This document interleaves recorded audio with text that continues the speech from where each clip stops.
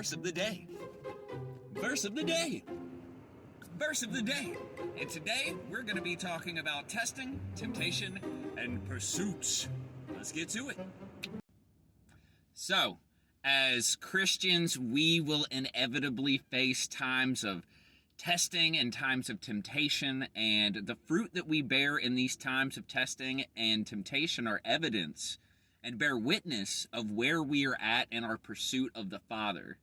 Christianity, or being a Christian, is not about going through motions or appealing to a religious practice, but instead is firmly about relationship with God through His Word and through prayer and through thanksgiving and supplication.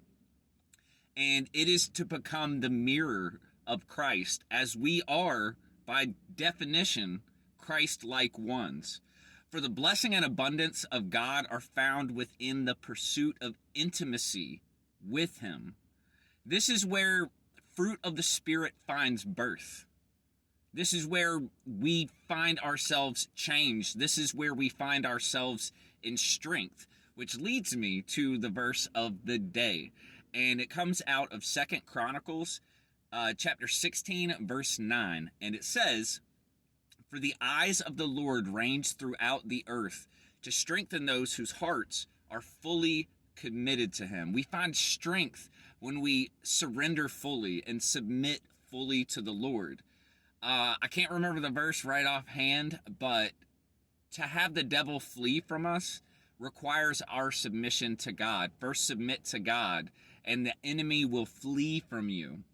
So it's so important that we submit fully to the Father, which involves getting into the Word and spending time with Him.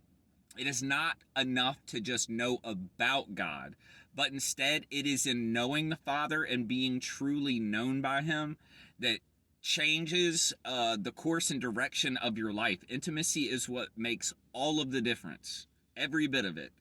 We were made in His image and are called to be His likeness in all that we say and do. We see this in Romans 8:29. "For those whom He foreknew, He also predestined to be conformed to the image of His Son." We are to be the likeness of Christ. And so it seems obvious to me that as His creation, to become more like the Creator, we must spend time with Him, which is exactly the example that Jesus set for all of us. He spoke to the Father often and leaned on His Word, right?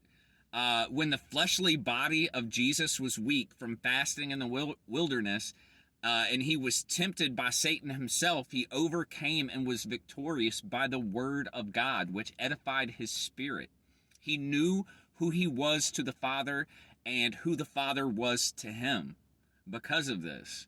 And as followers of Christ, called to be conformed to His image, we too must know who the Father says we are and who He is exactly to us.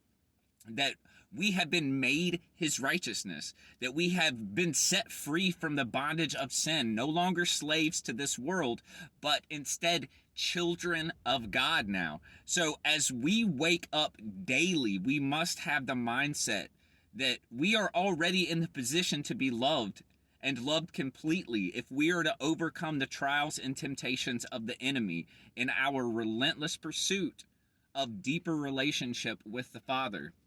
And so the position of our pursuit or walk must always begin with the cross and Jesus' completed work. If we do not start here in the acceptance of what Christ has already destroyed and already defeated for us, what no longer has a place in us or in our lives, meaning sin and death and shame and guilt and condemnation, then we will stumble over and over again chasing what He has already finished for us.